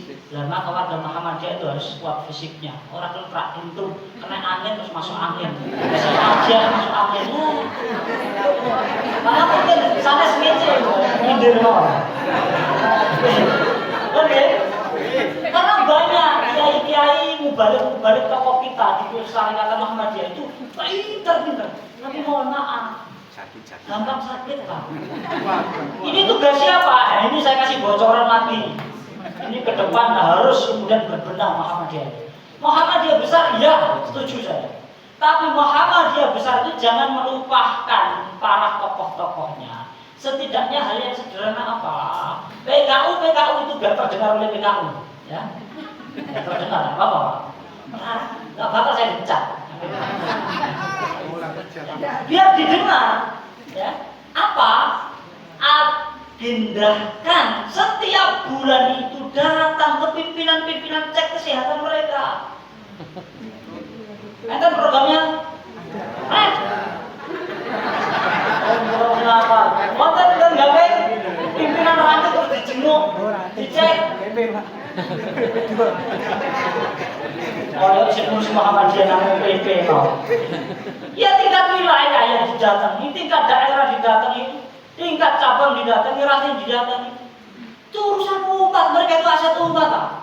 Alfamart Indomaret itu 24 jam tak buka. Kita butuh apa saja ada. Urusan keumatan, mubalik pimpinannya jam 2 didodok turu. La ilaha illallah. Kalau sudah menyediakan diri menjadi pemimpin umat, itu nggak ada jam kerja lah. Kalau jangan di Seneni Cantong. Terus boten, ayo saya. Kalau ada yang salah langsung dibantah, boten apa-apa. Sampai sudah habis ya Pak ini. Saya minta satu lagi ya. Asasia tadi ini jati diri Muhammadiyah sebagai gerakan dakwah tajdid. Tajdid ini apa? Pembaharu. Sehingga Muhammadiyah karena punya pijakan ketauhidan yang matang tadi, akhirnya melihat peta permasalahan lingkungan itu punya gagasan tak muncul. Mohon maaf, ini saya percepat. Saya carikan ayatnya. Nah, ini. Dalam surat Ibrahim ayat 24-26, ini ayat sering saya baca. Langsung saya ambilkan ujung ayatnya. Tu'ti ukulaha kullahinin bi'izni rabbiha. Ini. Kelihatan ya? Kalau nggak kelihatan nanti diperbesar nanti. Nanti saya bagikan.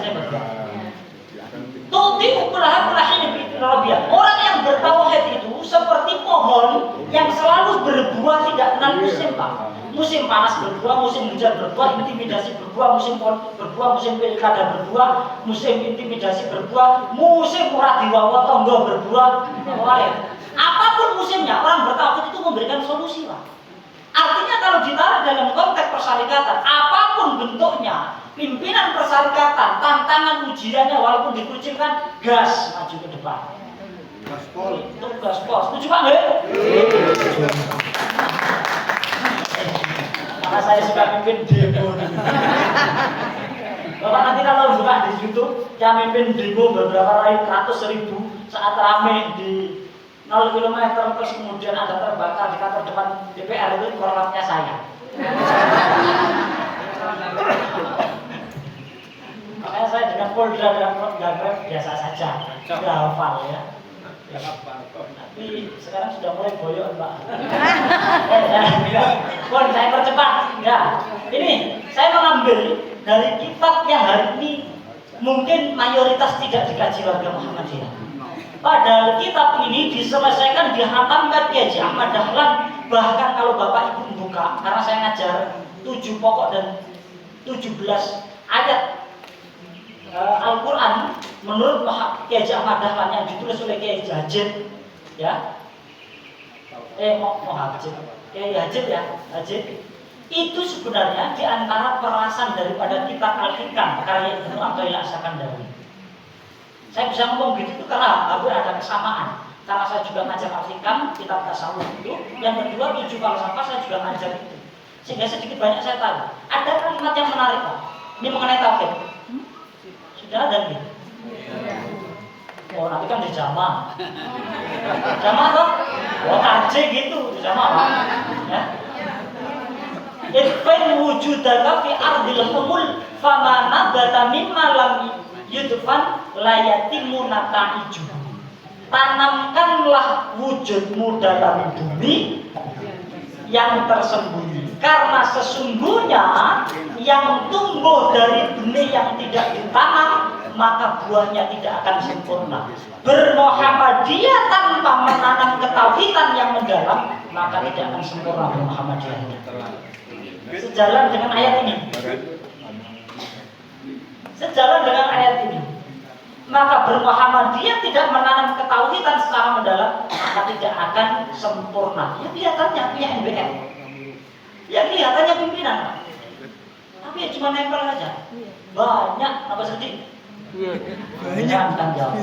Saya kira itu ini kalau masih banyak sekali ya. Loh, ini masih banyak lagi dulu. Oke, kita lanjutkan pada pertemuan selanjutnya. Masih kamu yang memori proporsi ini. Ada yang ditanyakan, monggo tidak ada ya kan apa. Assalamualaikum warahmatullahi wabarakatuh. Alhamdulillah, menarik sekali apa yang disampaikan oleh Ustadz Solahuddin, mulai dari hal yang paling mendasar tentang tauhid sampai bagaimana tauhid itu dijadikan sebagai sumbu utama di dalam gerakan Muhammadiyah. Baik, kita masuk sesi kedua untuk tanya jawab ya. Tanya jawab kita mungkin membatasi karena waktu kita sangat ini ya, sudah mau berakhir ya, sudah mau masuk waktu sholat. Kami beri waktu 2 pertanyaan saja ya, dari PRA 1 dan dari PRM Bapak-bapak 1. Monggo. Silakan yang mau bertanya untuk memperdalam pemahaman kita tentang tauhid. Sinten? Oh, dari bapak-bapak dulu. Monggo, Pak Bani.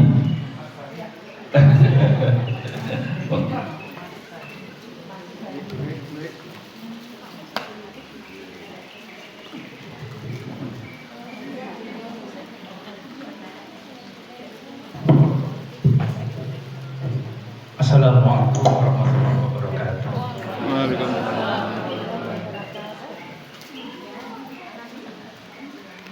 Awalnya ngantuk ketika kami datang, tetapi ketika Ustadz Solahuddin Yukhri memulai berbicara, rasa kantuknya hilang.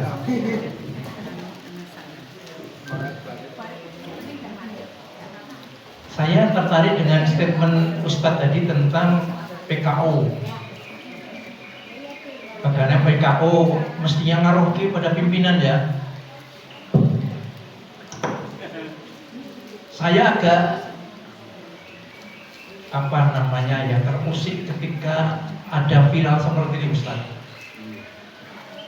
Salah satu konglomerat terkaya di dunia itu adalah Muhammadiyah.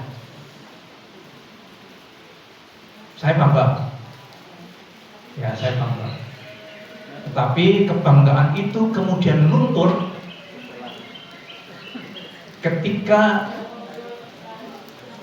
teman-teman guru SD Muhammadiyah, PK Aba harus setiap saat atau terlalu sering mengedarkan proposal. Pak, sekolah kami kekurangan ini itu. Pak, guru kami belum mendapatkan honor beberapa bulan.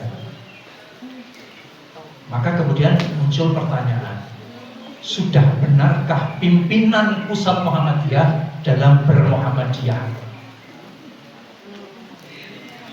Jadi kembali saya tegaskan, sudah benarkah pimpinan pusat Muhammadiyah dalam bermuhammadiyah? Ketika Muhammadiyah disebut salah satu konglomerat besar, tapi fakta di lapangan masih dijumpai hal-hal seperti itu. Saya selalu mengingat, saya nyebut ayahanda ya. Kalau ibunda ada di sini, ayahanda Soeharto. Ketika ada ungkapan atau istilahnya itu sambat sebut dari guru-guru TK, maka kemudian beliau selalu memanggil saya, ayo Mas Bani kita bantu. Kalau tidak ada uang gimana Pak? Uang kita habis. Beli uang. Istilah mereka beliau tuku duit mesti ono. Kita ketuk. Dan saya selalu ditantang, Mas, ini misalnya untuk tukang nggak ada uang, wani ora jenengan, karo saya bayari. Kemudian beliau mengatakan, nek rawani jangan mengaku sebagai orang Muhammadiyah. Jadi mohon saya diberikan pencerahan tentang itu tadi. Muhammadiyah adalah salah satu konglomerat terbesar. Tapi bagaimana pimpinan pusat Muhammadiyah, apakah sudah benar-benar bermuhammadiyah ketika menjumpai di lapangan seperti yang saya sampaikan tadi. Terima kasih.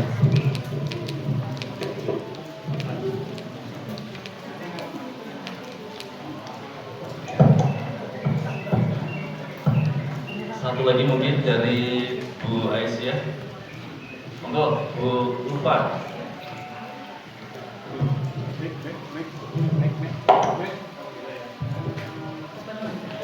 Ngatur waktunya, Ustadz, ada beberapa yang mau saya tanyakan. Kebetulan nama saya Maria Ulfa. Mungkin saya kakak kelas jenengan di Mu'alimah dulu ya. Jadi tadi kan yang disampaikan tentang tauhid nih. Kebetulan saya bergerak di Aum Muhammadiyah juga di bidang pendidikan di SD gitu ya. Seperti yang tadi disampaikan, sekarang banyak ya orang-orang yang mencari ma'isyah, bahkan punya KTA dan sebagainya, tapi hanya sekedar KTM atau KTA saja, tetapi hatinya tidak betul-betul di Muhammadiyah gitu ya. Nah, itu bagaimana caranya supaya teman-teman yang mencari ma'isyah di Muhammadiyah, di awal Muhammadiyah itu supaya hatinya betul-betul juga di Muhammadiyah, tidak hanya sekedar memiliki kartu saja gitu. Tauhid apa dulu atau bagaimana caranya supaya mereka itu bisa merasa bersama Muhammadiyah gitu. Jadi hatinya itu benar-benar Muhammadiyah, seperti yang tadi disampaikan, masalah besok makan apa, terus dapat duit dari mana dan sebagainya gitu kan. Jadi banyak yang seperti itu. Nah, pripun caranya gitu ya supaya teman-teman itu juga hatinya betul-betul di Muhammadiyah dengan ideologi Muhammadiyahnya. Terima kasih. Monggo Ustaz, silakan. Ya, Mas.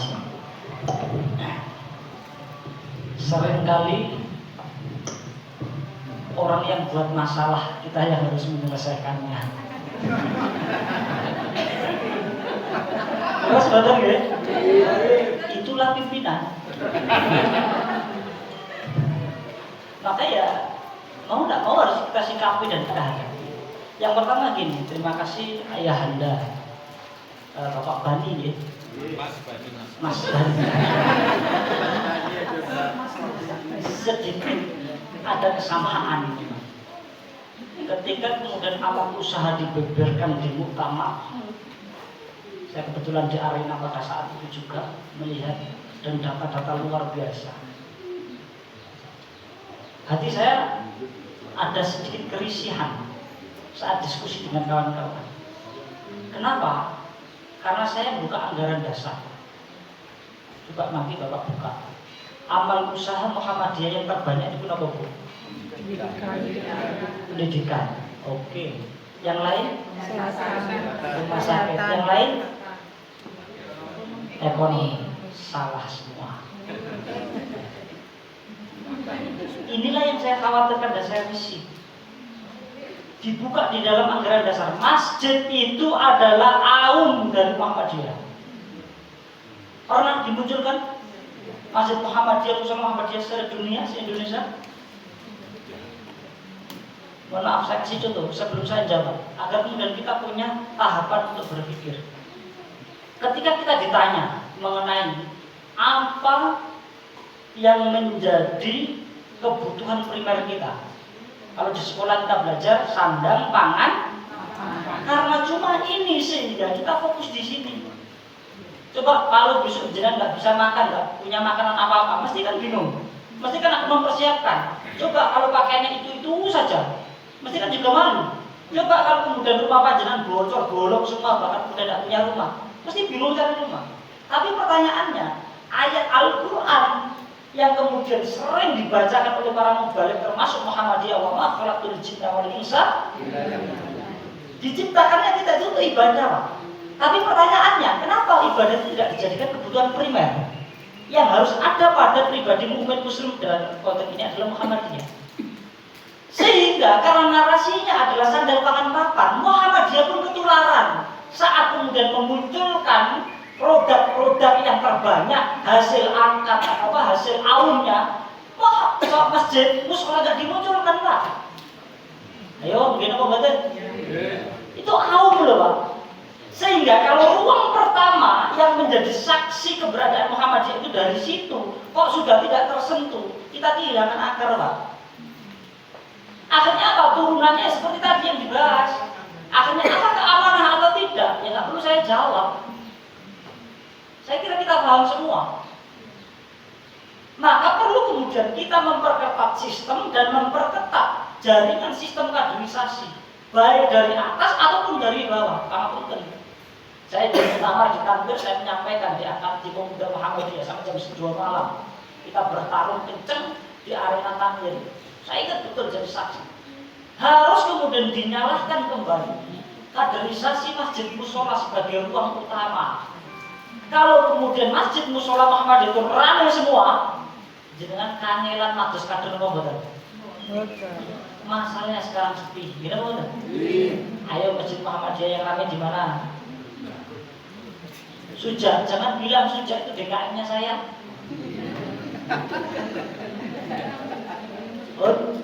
Clear? Yang lain yang murni dari jamaah, yang murni diranting.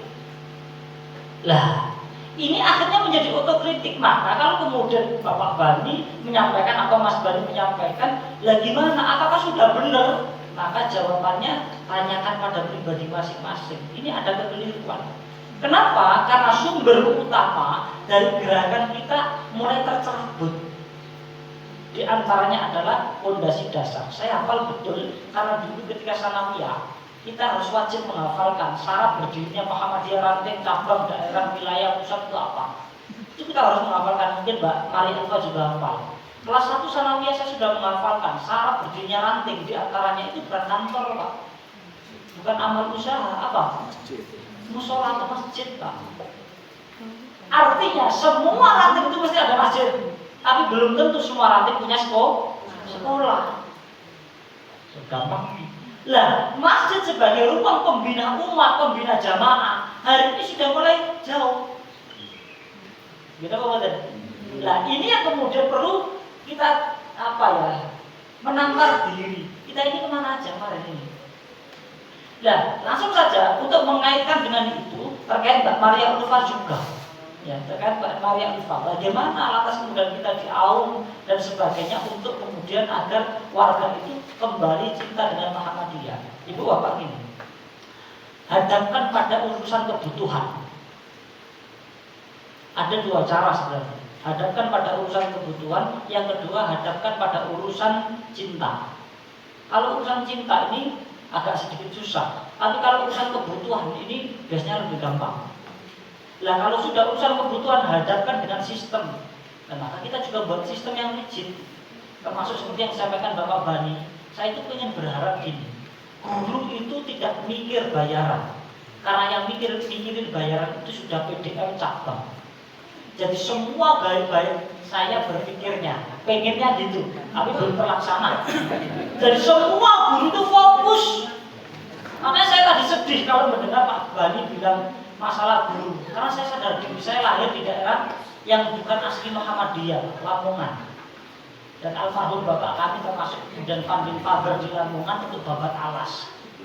Mengenai mendirikan TK yang sekarang menjadi TK favorit Aisyah. Bapak yang kemudian mendirikan MI Muhammadiyah. Bapak yang kemudian mendirikan Sanawiyah, terus menjadi PDM, terus menjadi PWM pada saat itu, bahkan kemudian menjadi tokoh pada saat itu. Jawa Timur sempat menjadi ketua DPW partai 10 tahun. Dinamika 38 daerah kita ikuti. Masya Allah, rasa memilikannya tinggi. Kenapa? Karena dibenturkan dengan situasi, Pak. Kita rapat itu 8 jam Pak perjalanan. Panjenengan sejauh-jauhnya di itu cuma 2 jam Pak. Mengaku kalau nyindir mawon jenengan. Saya itu. Termasuk saat saya di wilayah marah-marah. Kemana kawan-kawan ini? Kena hujan dikit, ada mantel, ada mobil. Sekarang gampang. Maka kalau kemudian mental tauhid ini nggak tumbuh, akhirnya mental mujahadah jihadnya nggak ada Pak. Padahal ayatnya adalah wajah itu bi amwalikum wa anfusikum. Berjuang dengan jiwa itu diantaranya adalah pengorbanan, diantaranya adalah pemikiran. Maka saat rapat tidak boleh idem, aku melu tidak boleh. Dari rumah harus bawa gagasan. Saat saya udah rapat kemarin di pemuda, setiap hari saya harus memproduksi gagasan. Apa yang kurang, apa yang bolong harus ditutup Pak. Sehingga produktif. Bukan kemudian rapat, ini jagung, senang apa? Males kalau sudah pembahasannya gitu, itu males akhirnya. Akhirnya Pak Muhammad dia nggak melaju. Karena apa? Kita menghindari masalah. Maka hadapkan dengan permasalahan. Selanjutnya buat sistem. Kita berangkat ke bandara, berangkat jam 8. Bandara terbang, pesawatnya terbang jam 8. Terus kemudian saya berangkatnya jam 9 karena saya tokoh misalnya, saya presiden misalnya, ditunggu enggak? Tidak lah. Sistem kok. Artinya sistem yang baik memaksa orang yang tidak baik jadi baik. Dan sistem yang tidak baik memaksa orang baik jadi tidak baik. Maka karena ini kalau organisasi kolektif, maka mari rajin saat rapat itu buat skenario sistem yang mapan baik. Maka tadi saya sampaikan, kalau bayarannya itu dari PDN, semua kemudian nanti ditransfer PDN, semua sekolah kecil besar itu nggak masalah. Sehingga kepala sekolah dilungker sana sini itu nggak takut Pak. Sekarang kan kalau kepala sekolah yang sudah mapan, bayarannya 6 juta, baru dilungker ke sana, lutik 600.000. Realita itu, dan kita pahami. Maka jangan cuma betul-betul dong. Kita harus punya nalar kritis. Mohon maaf, nanti bisa dibuka, Mbak. Saya ngomong gini karena dengan kakak saya sendiri. Maka bisa dibuka nanti di dalam sifat warga Muhammadiyah, 10 sifat warga Muhammadiyah. Saya hafal betul, Pak. Nanti bisa diskusi, tarung diskusi ideologi hafal-hafalan dengan saya boleh. Ya. Poin ketiga, lapang dada luas pandangan Pak. Artinya apa? Warga Muhammadiyah karena sudah tahu perbedaan ini tajam di tengah gerakan kita, maka kita ya memang harus lapang dada. Tetapi apa? Luas pandangan. Berarti apa? Strategi apa yang saya buat? Celah mana yang harus saya miliki? Celah mana yang harus saya terobos? Celah mana yang harus dimainkan? Poin ke-10 berbicara mengenai apa? Berbicara mengenai korektif ke dalam dan keluar. Korektif ke dalam itu berarti otokritik, korektif keluar berarti kritis, nalarnya jalan. Berarti kalau ke dalam kita benahi. Kalau keluar pada pimpinan-pimpinan kita, saat kemudian dalam ruang ranah organisasi harus kemudian maka pimpinan-pimpinan yang organisasi. Karena ini sudah sistem besar. Buat sampai sini bisa dipahami nggih? Jadi Mbak Maria Ulfa yang pertama benturkan dengan kebutuhan. Ayo madan ora akhirnya sudah madan. Nah, punya kebutuhan dia. Yang kedua, narasi cinta. Dibuat cinta itu gimana? Dakwahnya menggembirakan Pak. Nah, punten, kemaksiatan di luar sana itu seneng-seneng Pak. Masa yang kemudian BA bersemut semua? Anda BA itu harus bergembira Pak. Ngaji itu harus bergembira, dakwah itu bergembira, Aisyah itu bergembira, Muhammadiyah bergembira. Tapi kadang-kadang terlalu losdol. Apa maksudnya? Bergembiranya terus ngaco. Oh, seperti kumpul seneng-seneng. Akhirnya apa? Kumpulan veteran muda. Akhirnya apa? Enggak gerak sama sekali. Akhirnya cuma kumpulan pegawai teras yang setiap pagi hidup di teras. Masalah Pak. Padahal gerakan kita ini perlu berdinamika. Oh, sangat dipahami ya. Jadi satu berdasarkan kebutuhan terus disusul dengan sistem. Yang kedua dengan nalar cinta. Yang kemudian ayahanda kita Pak Bani tadi Mas Bani, bagaimana sudah benar belum? Kalau lihat aturan berarti ada yang tertinggal. Berarti belum dikatakan sempurna kebenarannya. Maka kalau saya mengatakan terus sudah benar 100% juga salah. Karena ada titik baiknya. tetapi titik kurangnya harus diisi. Siapa yang isi? Kita semua. Loh, Mas, saya kan bawahan ranting, Mas, saya cabang. Di Muhammadiyah nggak ada istilah ranting cabang. Ada secara organisasi, tetapi untuk mengingatkan Muhammadiyah sifat sejak awalnya terbuka. Maka ranting boleh kirim surat. Saya itu senang kalau di pimpinan pusat Cijintiro ada ayahanda kita namanya Pak Busro Muqaddas. Pak Busro itu Masya Allah, saya selalu berhormat. Kayak bapak kita, betul. Kebetulan anaknya juga satu angkatan dengan saya. Kalau datang pimpinan ranting dari luar Jogja banyak, datang ke PP, saat kemudian kita sholat, terus ngimami Pak Busro atau siapa yang ngimami, langsung kemudian Pak Busro manggil karyawan siapa suruh maju, atau kemudian Pak Busro maju. Walaupun dari ranting diminta untuk berbicara, untung. Kenapa? Agar bisa menyampaikan, agar Muhammadiyah ini tahu kebutuhan keresahan yang harus kita selesaikan, karena ini ada gerakan dakwah. Jangan kemudian elitis, tentang pimpinan, dibawakan itu deh, ini dibawakan tas saya. Jangan gitu, karena itu bukan tradisi di Muhammadiyah. Sebagai penutup Bapak, untuk oleh-oleh BA, saat terjadi takwil insya Allah pada zaman Pak A.R. Fahrudin, ada tamu dari Kalimantan untuk mengikuti takwil. Dulu belum ada sitan gepeng, sehingga pada saat itu datang untuk takwil di PPKH Dahlan. PPKH Dahlan. Ada kalau di belakang lantai 2. Kebetulan sudah ada gedung dakwah Suronatan yang jadi kantor PPTS dan HW, yang sekarang jadi punya Malimar. Saya digusur dari PP. Datang Pak, putusan dari Kalimantan. Akhirnya kemudian karena dari Kalimantan ini merasa pimpinan, Pak R, ya sarungan biasa ala orang Jogja, ya, biasa kiai slow profile, akhirnya menyambut dengan baik. Oh Pak, mau dibawakan ya Pak? Tasnya dibawakan. Dibawakan kemana Bapak tahu? Ke gedung dakwah Suronatan. Kan lumayan di jalannya. Naik tangga ke lantai 2. Masya Allah. Dibawakan. Malam hari pembukaan takwil di aula gedung dakwah Suronatan. Saat kemudian pembukaan sudah diminta untuk pimpinan pusat memberikan sambutan Pak AR naik, maka orang Kalimantan, pimpinan Kalimantan pingsan. Pingsan betulan. Ada 2 hal yang perlu kita belajar darinya. Bagaimana kezuhudan para ulama pendahulu pimpinan kita. Itu yang pertama. Yang kedua, bagaimana orang Kalimantan itu saat tahu kebenaran dia betul-betul menjiwai. Kalau orang nggak menjiwai nggak pingsan Pak. Artinya kita ini baik selaku anggota pimpinan harus menjiwai di dalam bermuhammadiyah. Tadi saya dengarkan dari Pak Bani itu rempet rasanya kok sedih. Saya sadar saya lahir dari guru. Saya bisa seperti ini karena guru-guru Ibu Aisyah. Maka anak saya, keluarga saya, besar saya itu bersaudara Pak, laki-laki semua. Tidak ada yang di luar Muhammadiyah, semua wajib di Muhammadiyah. Laki-laki semua dari satu bapak. Termasuk anak saya pun di TK Aisyah. Di TK Aisyah Suronatan kebetulan. Artinya apa? Mari kita besarkan bareng.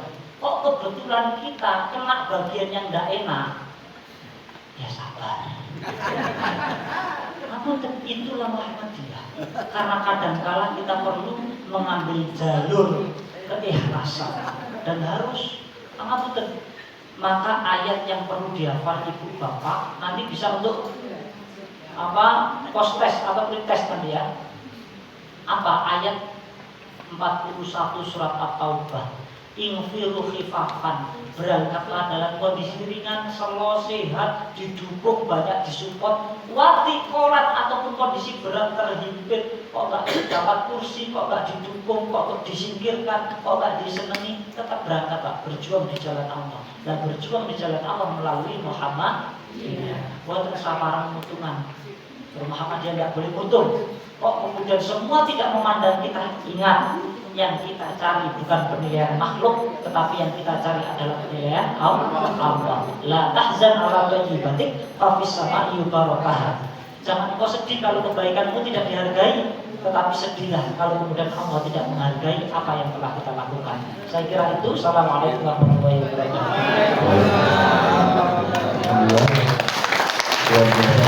datang Ustaz Samuddin ya, tentang topik ini dan menjawab pertanyaan-pertanyaan dari hadirin.